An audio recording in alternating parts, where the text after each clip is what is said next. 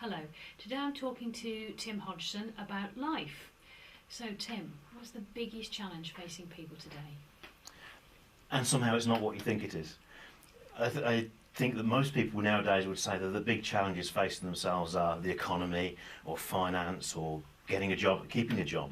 And I think that the really big one for people nowadays is believing themselves. If they can believe in who they are and actually reconnect to the truth of who they are, then I think things change. Imagine, or think about it.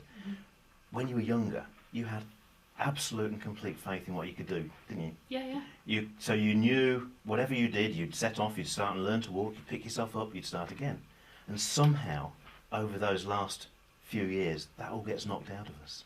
And we start to, through our teachers telling us what we can and can't do, through our parents telling us to avoid doing this, don't do that, watch out for this, we start to lose faith in ourselves. And so somehow we actually cease to know who we are. We get disconnected from that beautiful, glorious truth of the real person. Okay, so what's the answer? How do we reconnect again? Hey, well, that's exactly it. It's about reconnection. We have to find a way of putting ourselves back together with who we really are. So if I can actually start to get myself to a point where I know the truth of who I really am, and not this programming that I've taken on over 20, 30, 40 years, then I actually start to behave in a way that's consistent with who I really am. And suddenly things start to become possible. Things that I had only begun to believe could be maybe possible suddenly become very, very real. And I can suddenly step into things that, well, they became my dreams. So you not only do this for yourself every day, but you help other people to do that as well? Absolutely. So how do you help them? If I were coming to you, how would you begin to help me? It depends on who the person is that I'm working with. I work with individuals and I work with large groups as well. So it really does matter to me where they're coming from and what almost their story is. Because everybody has this kind of pre-programmed story of their life, whether they were rich, whether they were poor, what their problems are. I can't do this because I'm old, I can't do this because I'm young, I can't do this because I'm divorced. All those things become part of their story. And my job is to simply find ways of stepping outside of that story. Because once they're outside of that story, looking back in at it, then suddenly anything becomes possible.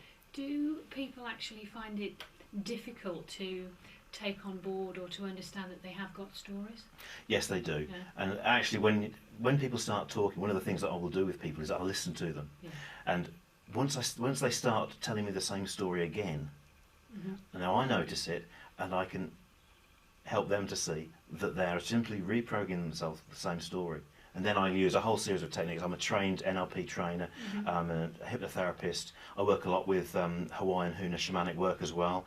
Various things that I've done through my life. I've been there. I've been successful, part of a major multi-billion-dollar company, and I've been on the breadline so that I've had to walk 10 miles because I can't raise the price of a bus fare.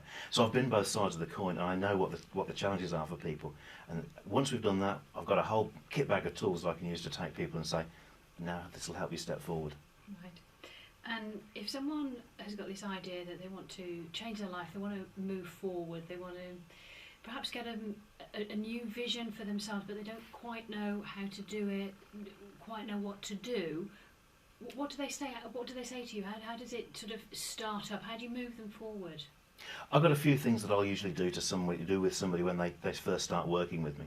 The first thing I tell them to do is to start noticing what they're getting right. Right. Because most people are busy working on what they got wrong. Yeah.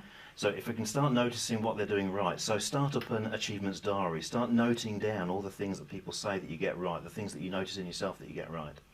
And then start associating with some great people that build you up, not the people that will tear you down. Find the people that will actually help you.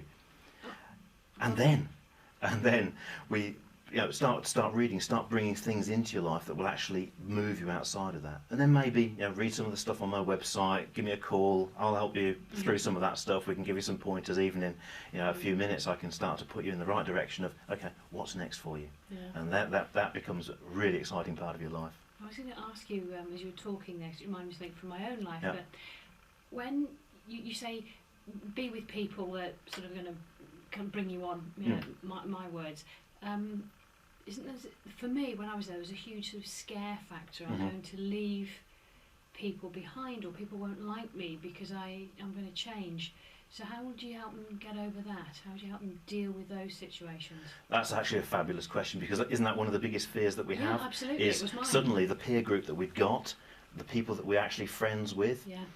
Imagine this, it's a bit like crossing a bridge. One of those, imagine the Indiana Jones moment when you're crossing this rickety old bridge and there's a few planks missing, and as you start to get towards the middle of it, it starts to get a little bit drafty and scary as Yeah. well, starts to swing, and everybody's back at the other side saying, hey, you know, it's safer back here, it's Yeah. safer back here, and we get ourselves to that middle and we start to get, it's all windy and drafty, and the safest thing to do is nip back to the safe harbour that we've got. But just that bit beyond, and remember, it's easier to go forwards than it is to go back, right? It's the safe, the other side, and suddenly we get to ourselves to this point where it's actually comfortable again, Yeah. and we become comfortable in this new world. And hey, some of those people, they'll look at you and they'll say, actually, that's cool, we like what she's suddenly become, Yeah. and they'll be running across that bridge after you, because they'll be looking to you for guidance. Yeah. They'll be looking to you for the things that you've now got in your life, that level of confidence, that level of belief, that level of achievement, whether it's in your relationships, in your finances, any part of your life. Suddenly they'll see that in you, and they'll be after you. But someone somewhere along the line is going to have to take that step, and it could well be you. Yeah. I want to ask you, when people crossing that bridge, Yeah. have gone past the halfway point, is it all easy after then? What happened? Was it easy for you? Absolutely not. It's that moment halfway. It's that moment halfway when Yeah. you're having to walk 10 miles. You know, it's those moments. Sometimes it's not. There are some days when it's great and it's fabulous and it's exciting, and there are some days when you think, why did I start this journey? What on earth possessed me, you know, 2 years ago, 3 years ago, to give up my job and start doing this, or whatever it is that it was for you in moving forward. But it's keeping your eyes on that's something new. It's saying to yourself, I'm not who I was back then. I'm who I am now. And suddenly when you get yourself into that moment, you start to understand the truth and the beauty of who you are. That suddenly gives you the next step. Because if you remember, if those bridges, they've got a dip in the middle, Yeah. and there's always in the middle, in the movies, it's always in the middle that there's the rotten plank, and you start to fall through it, and then you've got to climb up the other side. But it is safe, and it is going to get you to the other side. It's just that moment, and as you get towards the other side, you start to realise that actually it's becoming a bit safer. It's not rocking around as much, and you start to become really comfortable. You can start to look down, and you can start to enjoy the view. And suddenly you find yourself on the other side, somewhere that you never thought you'd ever be.